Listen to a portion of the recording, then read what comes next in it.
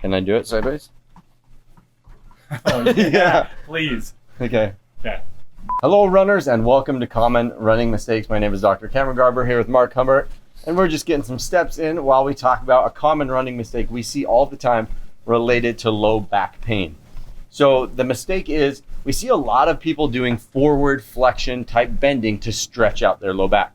So a lot of like child's pose or things like that, where they're coming forward and they're bending forward, and that hunches their back, tilts their pelvis, and all kinds of stuff that actually can cause the problems to get worse. So especially in younger people and active people, the most common cause of low back pain is either muscle sprains or strains, and you're just putting more strain on those muscles, or disc bulges. Really, really common.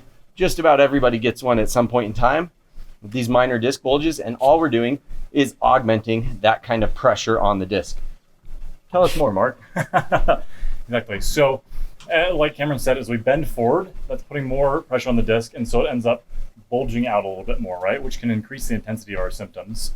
Right, that kind of stacked up Yep. disc, the whole jelly donut thing. The whole jelly donut. Yeah. Right. And in saying this, we don't want to give the impression that like you're breaking your back, right? Like by doing this. I think that's one thing that we always stress here is that our bodies are incredibly resilient, particularly spines. But we do want to do what's going to be the best for getting us better, right? Making us feel better, bias towards what's going to actually feel better and help us stay better in the long term. And in this case, that tends to be back extension, right? The back bends, going the opposite of what we just talked about. Right, going back this way. Ooh, I'm impressed. Instead of bending forward. Yeah, bending back.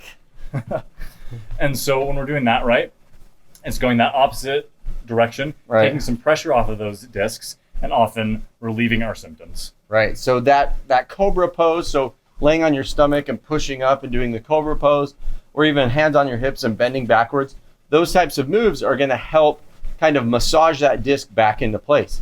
So by putting that forward bending pressure on the front side of the disc, it bulges the disc out the back.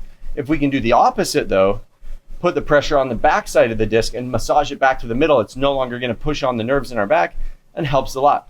So again, like Mark said, it's not that you're broken or that a disc bulge means that you're forever injured. It just means that by doing these moves, it can help resolve your symptoms so you can get back on the road more quickly. So the more you bend backward, the better you are going to be at keeping that disc centralized so it's not bulging out, so that it can heal faster and get you back on the road sooner. So bending backwards, one of the best ways to help control your back pain. Now, Mark, you had another thing that you wanted to bring up. Yeah, so you noticed, ooh, beautiful, beautiful. So you'll notice, right, with what we're talking about doing, it's an active movement. Right, versus passive. And so a lot of times when we're experiencing any type of injury and any type of pain, we just kind of stop and we go to some of the passive modalities. What I mean by that is things like you're laying with a heat pack or massage, or you're taking vitamin I, right? Good old ibuprofen. Right. And those things can be helpful in the short term to reduce the intensity of symptoms, but they're not actively addressing what's driving the problem in the first place. And so while those are okay to use, we want to really use activity, right? Those active movements, and then just being active in general, right? Continuing to walk, continuing to run, continuing to move our bodies, because our bodies are meant to move, and that's part of what helps keep them healthy. Right, it's what cues it to get better. Yeah. It helps your body know, like, I need you to get this better and make it stronger. Yeah. Yeah. So taking a look at both of those, right? Maybe biasing towards some of those back bends when you're experiencing some of that back pain, and then staying active, right? Not relying so much on pills or heat or any of those things to get you better. Again, they can help, but what's really going to make the difference is staying active, keeping your body moving. Right. And then once that pain is diminished enough that you can fully participate in exercise again, that's when you want to hit that like back strengthening, core strengthening, those types of things to get rid of the back pain, so that your likelihood of getting that injury again is much, much less. And then practicing proper lifting techniques, things like that, that's going to be really important to make sure that you don't re-injure it.